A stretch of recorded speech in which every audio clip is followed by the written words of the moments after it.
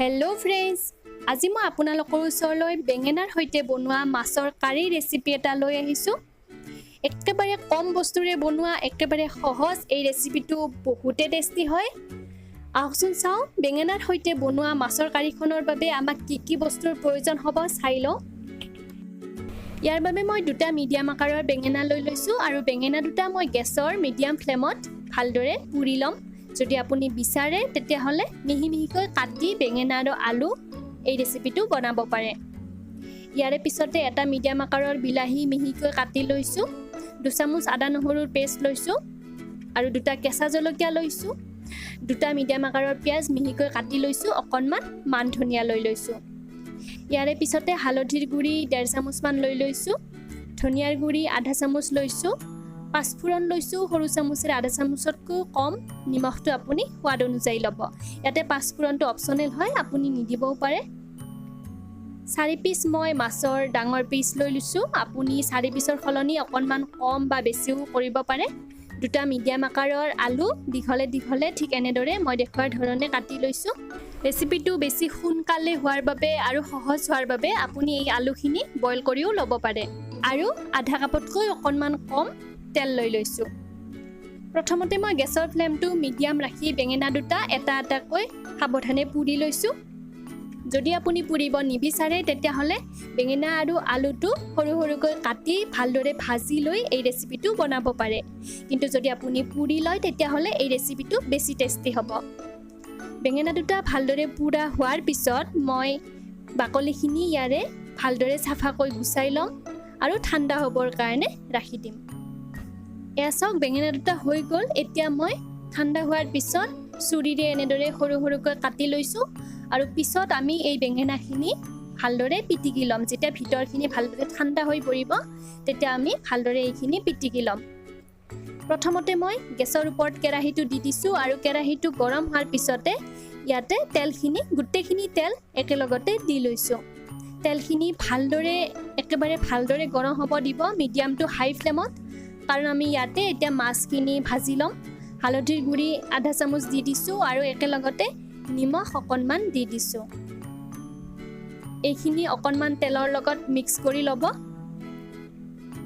এতিয়া গেছৰ ফ্লেমটো মিডিয়াম ৰাখিব আৰু মিডিয়াম ফ্লেমত সাৱধানে এপিচ এপিচকৈ মাছখিনি দি দিব। মাছখিনি কেইমিনিটমানৰ কাৰণে অকণমান ৰঙচুৱা পৰালৈকে মিডিয়াম ফ্লেমতে উলট পালট কৰি ভালদৰে ভাজি ল'ব যাতে মাছখিনি সিজি উঠে। মই মাছখিনি এনেদৰে অকণমান 1 মিনিটৰ মূৰে মূৰে ওলোটাই ভালদৰে ভাজি লৈছোঁ। মাছখিনি হৈ গৈছে, মই এতিয়া উলিয়াই লৈছোঁ। গেছৰ ফ্লেমটো ল' ৰাখিছোঁ। পুনৰ একেখিনি তেলতে মই আলুখিনি দি দিছোঁ আৰু মিডিয়াম টু ল' ফ্লেমত আলুখিনি মই একো নিদিয়াকৈয়ে 4 পৰা 5 মিনিট সময় ভালদৰে ভাজি ল'ম যাতে আলুখিনি 80% মান সিজি উঠে আৰু অকণমান ৰঙচুৱা পৰে। কেইমিনিটমান পিছতে মই আলুখিনি ওলোটাই দি দিছোঁ 1-2 মিনিট পিছত আৰু ওলোটাই এনেদৰে আনটো ছাইডো ভাজি লৈছোঁ। এনেদৰে আলুখিনি যেতিয়া 4-5 মিনিট হৈ পৰিব, যেতিয়া ৰঙচুৱা পৰিব অকণমান, তেতিয়া আপুনি তেলৰ পৰা আলুখিনি উলিয়াই ল'ব। গেছৰ ফ্লেমটো ল' ৰাখিব, গোটেইখিনি আলু সাৱধানে উলিয়াই ল'ব। পুনৰ সেই একেখিনি তেলতে মই পাঁচফোৰণখিনি দি দিছোঁ আৰু যদি আপুনি পাঁচফোৰণ দিব নিবিচাৰে তেতিয়াহ'লে ইয়াতে গোটা জিৰা অকণমানো দি দিব পাৰে। কেঁচা জলকীয়া আৰু একেলগতে কাটি থোৱা গোটেইখিনি পিঁয়াজ ইয়াতে দি দিব। গেছৰ ফ্লেমটো মিডিয়াম ৰাখিব আৰু মিডিয়াম ফ্লেমত এই গোটেইখিনি বস্তু এবাৰ মিক্স কৰি লৈ ভালদৰে 3 মিনিটমান সময়ৰ কাৰণে ভালদৰে ভাজি ল'ব। 3 মিনিট পিছত যেতিয়া পিঁয়াজৰ কালাৰটো চেঞ্জ হৈ পৰিব আৰু পিঁয়াজখিনি কোমল হৈ পৰিব, এয়া দেখিছে, তেতিয়া আপুনি ইয়াতে কাটি থোৱা বিলাহীখিনি দি দিব। বিলাহীখিনি দিয়াৰ পিছতে একেলগতে ইয়াতে নিমখখিনি দি দিব যাতে বিলাহীখিনি সোনকালে কোমল হৈ সিজি উঠে, তাৰে বাবে মই নিমখখিনি দি দিছোঁ আৰু একেলগতে হালধিৰ গুড়িখিনিও দি দিছোঁ। ধনিয়াৰ গুড়িখিনিও আপুনি একেলগতে দি দিব পাৰে। আৰু যদি আপুনি বিচাৰে ইয়াতে অকণমান জিৰা গুড়ি দিব পাৰে। ধনিয়াৰ গুড়িটো অপচনেল হয়, নিদিলেও কোনো কথা নাই। গোটেইখিনি মিক্স কৰি লৈ 2 মিনিটৰ কাৰণে ৰাখি দিব। 2 মিনিট পিছত যেতিয়া বিলাহীখিনি কোমল হৈ পৰিব তেতিয়া আপুনি দেখিব পাব যে তেলখিনি এক্সট্ৰা হৈ পৰিছে আৰু তেতিয়াই আপুনি বাকি থকা যিখিনি আমাৰ আদা নহৰুৰ পেষ্ট আছিলে পেষ্টখিনি দি দিব পাৰে। লগতে মই ইয়াতে ধনিয়াৰ গুড়িখিনিও দি দিছোঁ আৰু এইখিনি ভালদৰে মিডিয়াম ফ্লেমত কেইছেকেণ্ডমানৰ কাৰণে মিক্স কৰি ল'ব, যাতে এই আদা নহৰুৰ কেঁচা ফ্লেভাৰটো থাকি নাযায়। তাৰে বাবে কেইছেকেণ্ডমানৰ কাৰণে এইখিনি ৰাখি দিব। ইয়াৰে পিছত মই বেঙেনাখিনি ভালদৰে হাতেৰে পিটিকি লৈছোঁ। ভিতৰখিনি ভালদৰে ঠাণ্ডা হোৱাৰ পিছত আপুনিও এনেদৰে মিহিকৈ ভালদৰে পিটিকি ল'ব। আৰু এই বেঙেনাখিনি এতিয়া আমি ইয়াতে এড কৰি দিম আৰু এইখিনি ভালদৰে মিক্স কৰি ল'ব গোটেইখিনি বেঙেনাখিনিৰ লগত। আৰু ভালদৰে মিক্স কৰি লৈ এইখিনি 1 পৰা 2 মিনিট সময় মিডিয়াম ফ্লেমতে ৰাখি দিব। 2 মিনিট পিছত ইয়াতে আগতে ফ্ৰাই কৰি ৰখা আলুখিনি এড কৰি দিছোঁ আৰু আলুখিনিও ভালদৰে গোটেইখিনিৰ লগত মিক্স কৰি ল'ব। এই গোটেইখিনি কেইছেকেণ্ডমান মিক্স কৰি লোৱাৰ পিছতে ইয়াতে মই 2 গিলাচ হাই ফ্লেমত উতলা গৰম পানী দি দিম। আপুনি মনত ৰাখিব যেতিয়া আপুনি পানী এড কৰে তেতিয়া গেছৰ ফ্লেমটো হাই ৰাখিব আৰু ইয়াতে গৰম পানী এড কৰিব, ঠাণ্ডা পানী একেবাৰে নিদিব। পানীৰ হিচাপটো আপুনি কম বা অকণমান বেছিও কৰিব পাৰে, কাৰণ এই গ্ৰেভিটো ঠাণ্ডা হ'লে বেছি গাঢ় হৈ পৰে, গতিকে অকণমান পানী বেছিকৈ এড কৰিলেও কোনো কথা নাই।